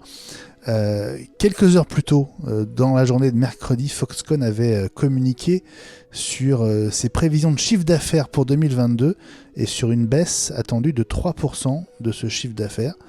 L'action Apple, elle, qui était passée sous les $150 mardi, a repris plus de 5%, en partie grâce à cette relativement bonne nouvelle venue de Shenzhen. Mais on sent quand même que la situation sur place, elle est très fragile. C'est-à-dire que les usines ont repris, mais ça pourrait s'arrêter à nouveau demain, hein, très clairement. En tout cas, moi, mes contacts d'Apple sont inquiets. Hein. Donc, parce qu'on discute évidemment avant un lancement de produit de la disponibilité. J'ai dit a priori, les infos qu'on a, c'est que les iPhones vont être plutôt disponibles, les iPads aussi. Bon, les Mac Studio, on n'en parle même pas. Ça ne sera pas disponible du tout, mais les deux autres, oui. Et ils m'ont dit, c'est pas sûr hein, pour les iPhones, parce qu'avec le problème qu'on a à Foxconn, c'est pas sûr qu'il n'y ait pas une rupture à un moment donné. Ils ont produit pour le lancement, mais c'est pas sûr que les délais ne s'allongent pas relativement vite à cause justement de ces problèmes d'usine qui sont résolus mais qui peuvent revenir. Donc ça a un impact quand même. Ils sont prudents et inquiets, on va dire. Fabrice, ton sentiment sur cette situation de tension et on se doute bien qu'à Cupertino, on a les yeux tournés notamment vers Shenzhen en ce moment. Oui, alors je me dis aussi que alors ils regardent ça de près forcément. Je me demandais si alors j'ai cru comprendre que l'usine qui était fermée n'était pas forcément l'usine la plus impactante sur les iPhones, mais je me trompe peut-être. Je pensais avoir entendu Mark Gurman dire que c'était pas ce qu'on appelle iPhone City, qui est un autre endroit. Qui fabrique les iPhones. Cela dit, on est en pénurie de composants depuis 2 ans. Ça ne fait que participer à ça. Je suppose que ça doit être... on sait que la réussite de Tim Cook est très liée à ses capacités justement de gérer les composants, la fabrication, etc. Et je pense qu'il faut qu'il mette à profit son génie pour contourner tout ça, parce que ça doit être extraordinairement compliqué. Et alors, pas lié forcément à cette news-là, mais... je ferais bien un parallèle avec la rumeur qu'on a entendue qui serait qu'il y aurait des puces différentes dans les iPhone Pro et les iPhone pas Pro. Moi, j'y crois pas pour l'instant. Alors, j'ai entendu Eli que tu n'y croyais pas. Je sais pas, moi, si j'y crois. Pourquoi tu ferais un lien, d'ailleurs ? Parce que je me dis que du coup, ce serait une façon de gérer la fabrication des composants, en ayant moins de tension sur des nouveaux composants qui seraient réservés à un nombre plus réduit d'iPhone, en étant assuré qu'on peut fabriquer d'autres composants déjà amortis. Et c'est là où je montre ma limite très vite atteinte de ce que je sais sur les processus de fabrication, mais je me dis que peut-être que ce serait aussi un moyen de gérer ça de manière un peu plus souple. Moi, j'y crois pas à ça. Je pense que ça serait il y a peut-être des raisons qui feront que peut-être ça sera vrai, mais ça serait une énorme erreur stratégique pour Apple, sauf s'il ne peut pas faire autrement. Apple nous a habitués à un processeur nouveau tous les ans. La preuve, c'est qu'on est au 15 et qu'en principe, on sera au 16 l'an prochain. Si Apple nous fait le coup de dire les iPhone 14 seront en A15 et les iPhone 15 Pro seront en A16, pourquoi est-ce que quelqu'un achèterait un iPhone 14 avec le processeur de l'an dernier s'ils ont des iPhone 13 qui, eux, marcheront toujours et qui seront moins chers, hein. Donc, on est sur le SE2 par rapport au SE3. Ça serait la première fois de l'histoire de l'iPhone qu'on aurait un processeur plus ancien vendu dans la gamme de l'année. Ça ne s'est jamais fait, les gens ne vont pas comprendre. Donc, moi, personnellement, j'ai je du mal à faire beaucoup, une religion là-dessus, mais comme on en est vraiment au stade de la première rumeur, il y a peut-être aussi des choses qu'on ne comprend pas tout. C'est un peu comme le Studio Display, par exemple, qui a une puce A13 dedans et qui fait 27 pouces.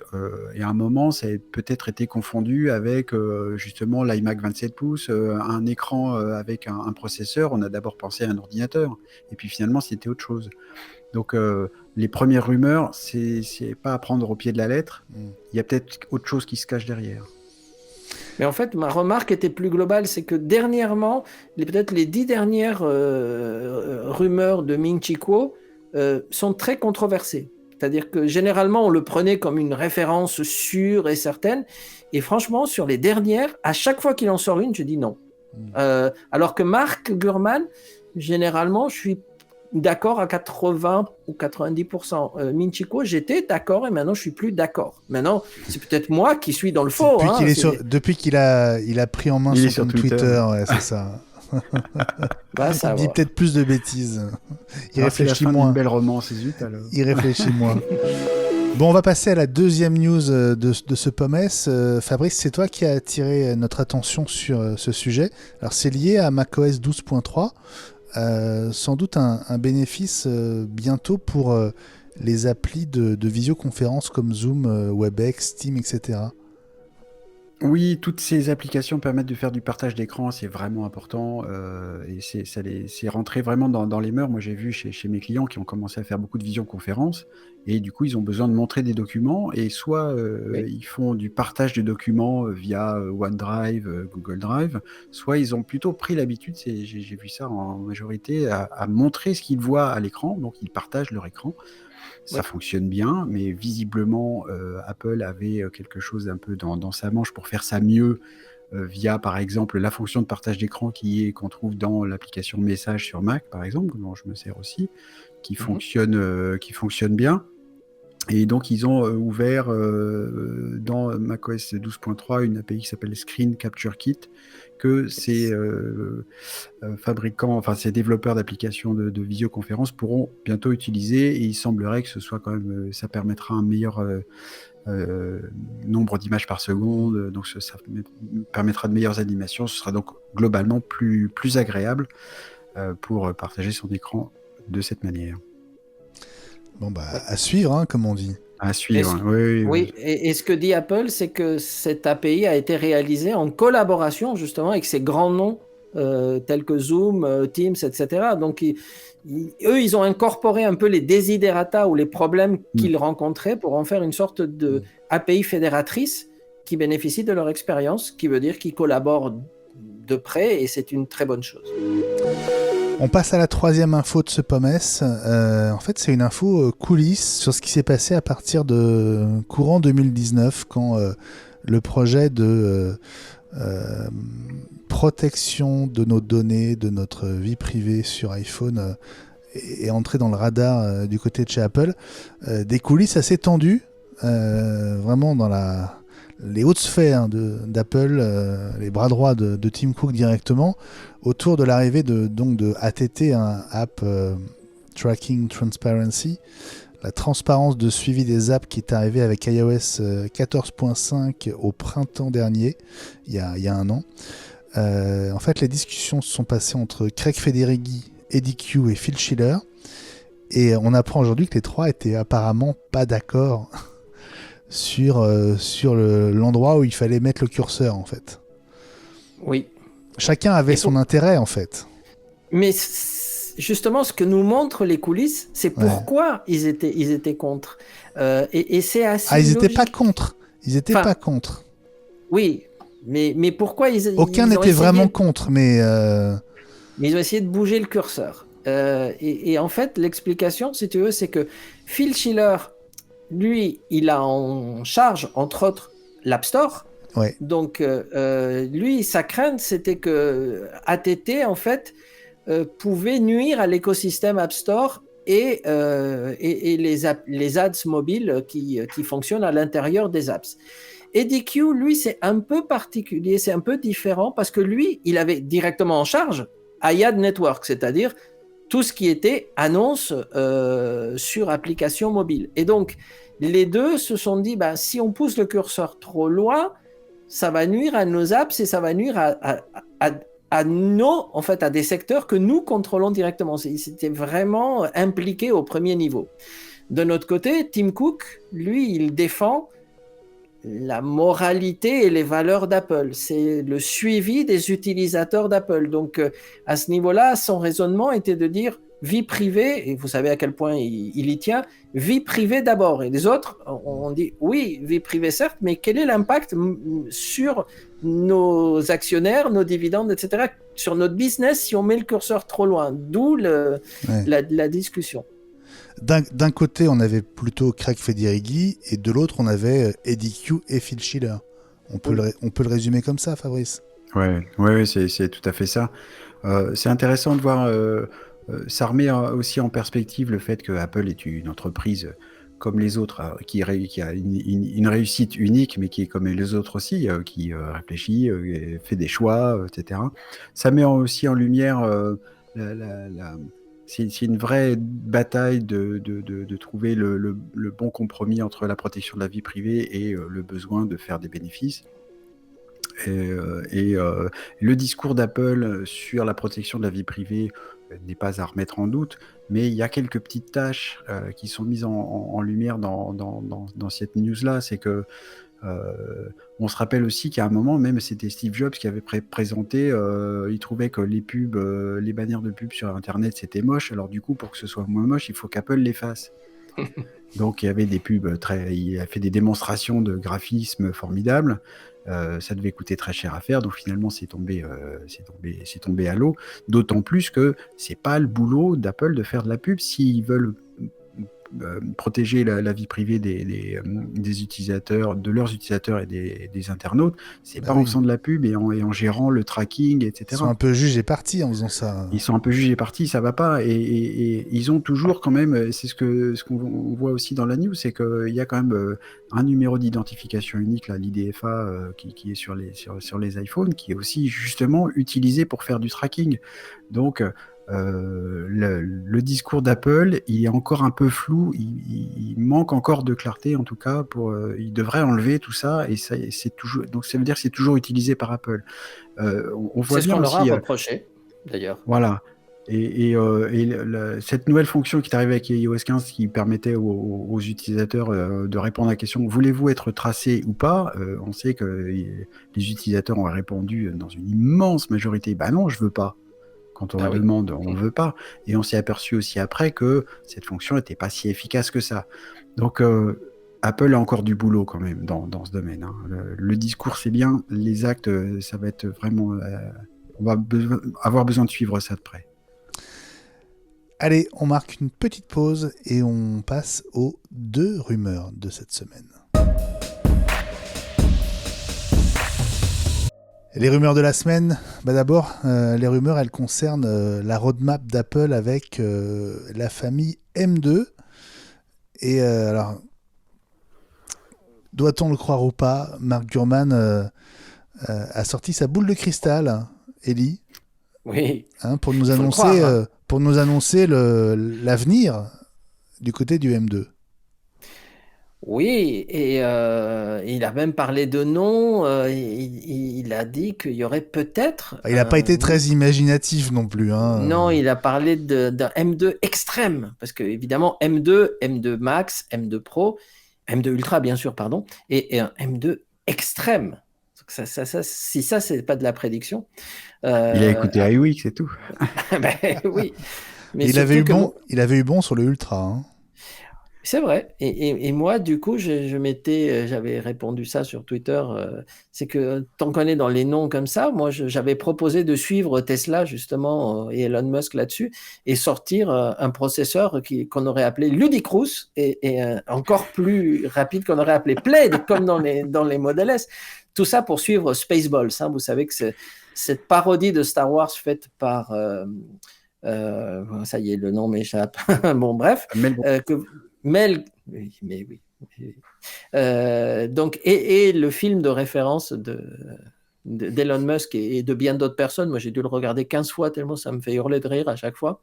Et effectivement, il y a Ludicrous et Plaid comme étant l'ultra vitesse. Donc, bon, en attendant, effectivement, on a parlé de nouveaux processeurs. Donc, de la gamme M2, moi j'étais assez content de voir que, contrairement à Minchico, encore une fois, Mark Gurman, lui, il prédit qu'on aura effectivement un MacBook Air M2, un MacBook Pro 13 pouces M2, et plus tard, donc des Mais MacBook Pro. Quand Parce que qu'il y en ait un, c'est sûr, mais si c'est dans On 3 ans, c'est pas revient pareil. aux 15 fois où on en a parlé, dès que le M2 est prêt.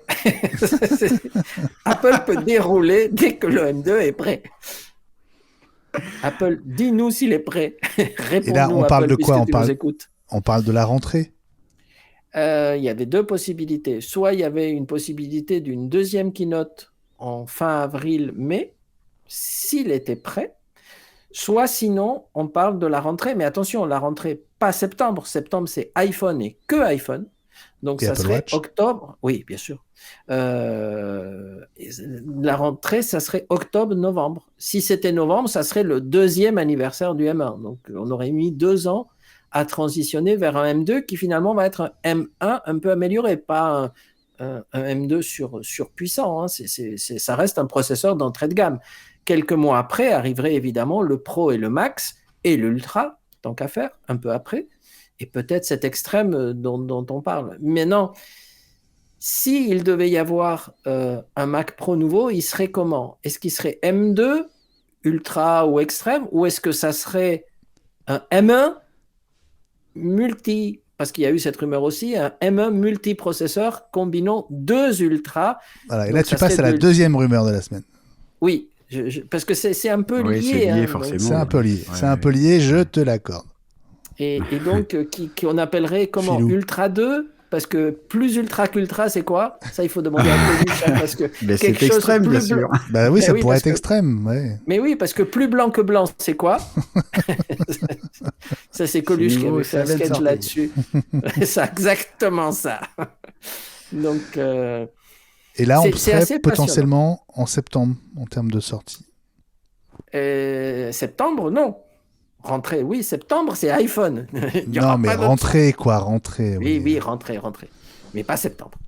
Si, Ah, mais si Apple sort du hardware en septembre, autre il que pourrait l'iPhone, alors là, il pourrait être montré en juin et être dispo après l'été. Ça, c'est possible. Ça, c'est possible. Parce que Ça- n'oublie pas qu'il y a la WWDC et que les uns et les autres s'accordent à dire qu'il y aura une annonce hardware à la WWDC, laquelle tout est possible, mais ce qui me rassurait, je sais qu'on n'est pas d'accord avec Fabrice, donc c'est bien parce qu'on peut avoir deux opinions, c'est que Mark Gurman parlait à nouveau d'un iPad Pro. Hein. Lui, il dit il y aura un iPad Pro. Qu'est-ce que je raconte? Un iMac Pro. Pourquoi je dis iPad? Ah, Oh là là là. oui, Un iMac je Pro, comprenais excuse-moi. pas, effectivement. Oui, pardon. C'est Oui, l'ivresse. il parle d'iMac Pro, c'est effectivement. Oui, ouais. alors que Minchico a dit non, il n'y en aura pas. Hein. Donc, C'est vrai bon, qu'il y a une vraie, voilà. il y a une vraie dichotomie entre les deux là. Il y en a un Ouais. qui dit oui, l'autre qui dit non. En tout cas, on peut difficilement imaginer une WWDC sans annonce autour du Mac Pro. C'est vraiment être comme cette machine qui, on sait, va exister, puisque Apple l'a dit pendant la keynote. Donc là, pour le coup, ça, c'est sûr. Et c'est une machine pour les développeurs qui viennent, si c'est en présentiel, ou en tout cas qui seront présents pour regarder en juin prochain. Donc c'est forcément là qu'on va parler de Mac Pro.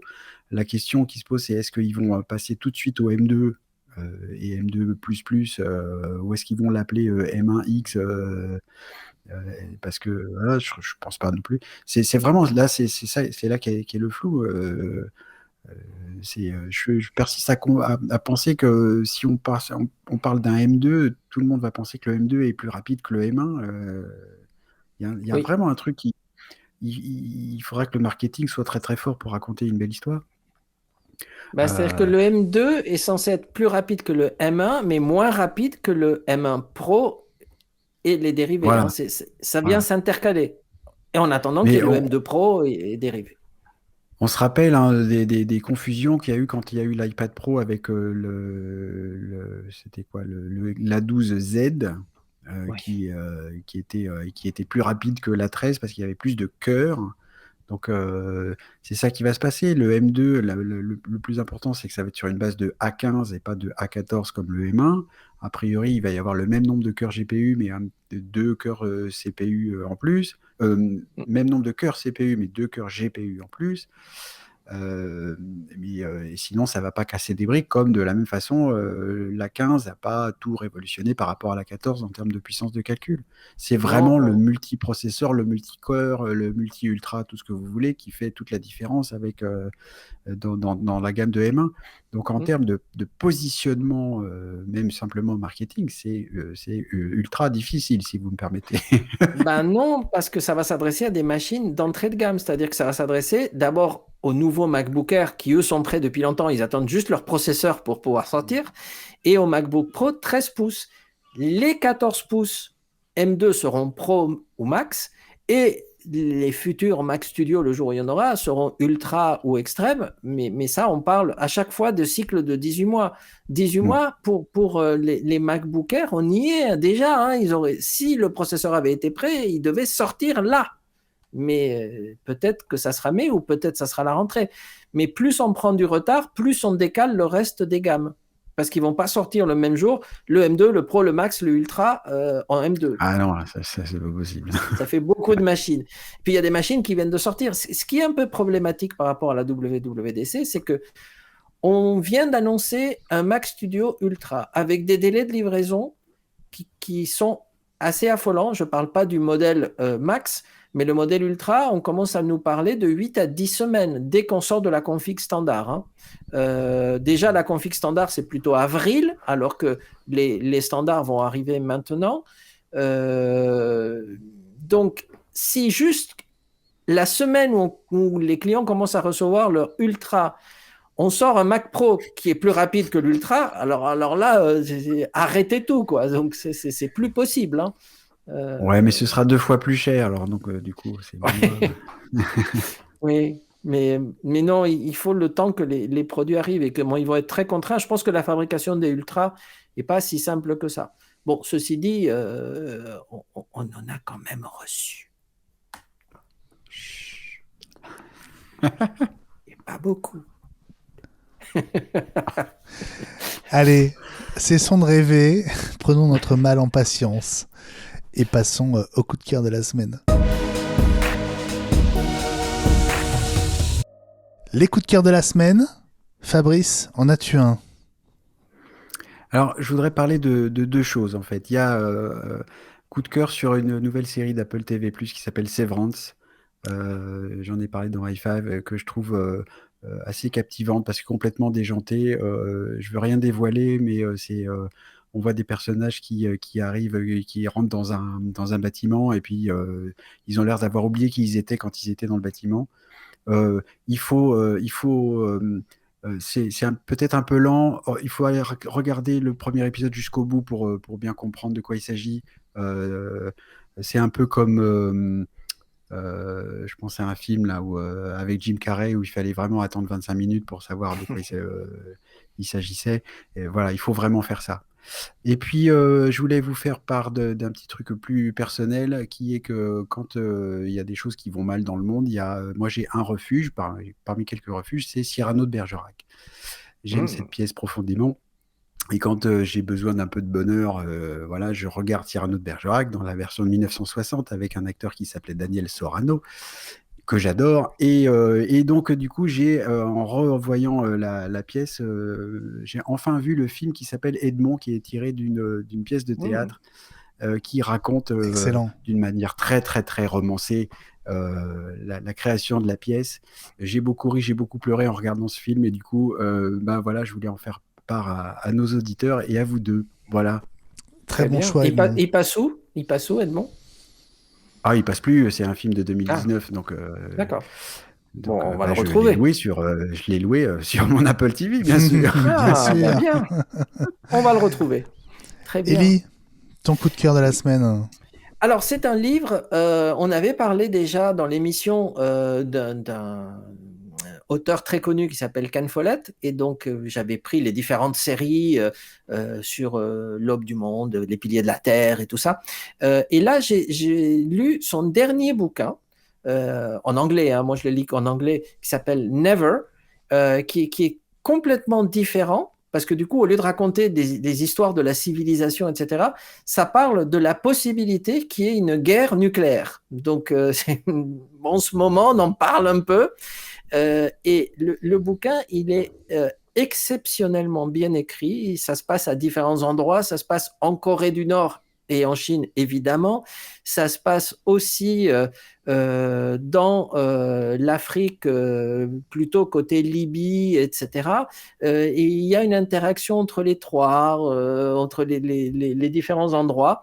Et c'est absolument passionnant. Je n'arrive pas à le lâcher, ce qui, évidemment, en ce temps où je n'ai pas le temps dans la journée, je lis le soir, et du coup à des heures improbables.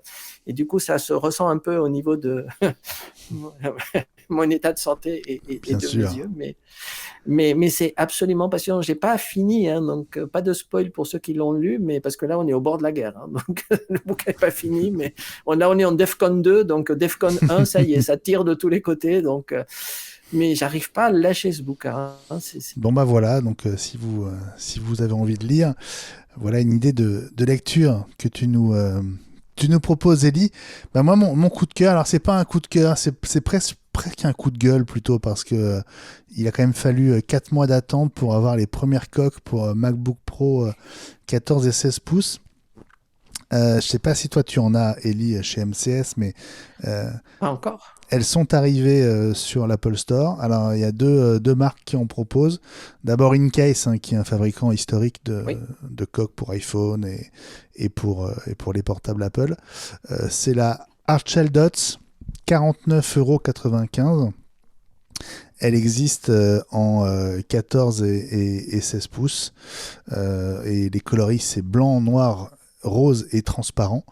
Et puis, il y a une autre marque qui est Tech 21. La coque s'appelle Evo Hardshell. Et elle est plus chère. Elle n'existe que en 14 pouces. Et elle est vendue 89,95 €, ce qui quand même fait une petite somme pour une coque. Mais si vous avez un MacBook Pro qui vaut quelques milliers d'euros, c'est peut-être une bonne idée quand même de protéger sa carrosserie. Ouais, du coup, j'ai plus d'excuses pour ne pas passer au M1. Là, si maintenant il y a même les coques, oui. il n'y a plus d'excuses. Bon, ce qui me sauve encore, c'est que c'est des exclus. C'est des exclus Apple Store. Donc, des fois, il faut qu'on attende un tout petit peu avant de les avoir chez nous. Oui.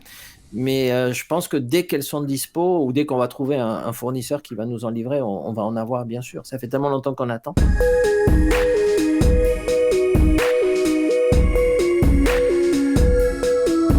C'est la fin de ce numéro 82 d'iWeek, la semaine Apple, le podcast. C'était un plaisir de passer ce moment avec vous tous et avec vous deux, Élie et Fabrice. Merci d'avoir été là. Merci à toi. Merci à tous. On pense à nos amis absents, à Gilles, à François.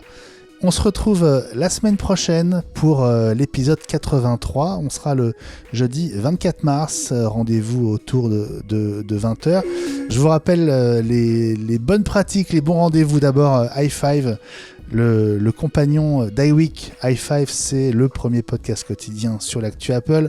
5 minutes par jour, 5 jours par semaine. Pour un peu moins de 5 € par mois, 4,99 € sur Spotify et Apple Podcast pour plus de 20 épisodes. Vraiment, on vous conseille d'essayer i5, vous l'adopterez. Pour soutenir iWeek, qui reste gratuit évidemment, Une seule adresse, patreon.com/iWeek, à partir d'1,50€ par épisode. On a vraiment besoin de votre soutien. Merci à tous ceux qui nous rejoignent et qui rejoignent la communauté de nos contributeurs sur Patreon. Et puis Twitter toujours pour nous suivre tout au long de la semaine, nous envoyer vos messages, vos questions, vos réactions avec le hashtag iWeekLSA et l'adresse du compte Twitter d'iWeek, c'est @iWeekNews. Merci à tous, merci les amis, passez une très bonne fin de semaine, un bon week-end et on se retrouve jeudi prochain autour de 20h. Salut à tous, bye bye. Bye bye. Bye bye.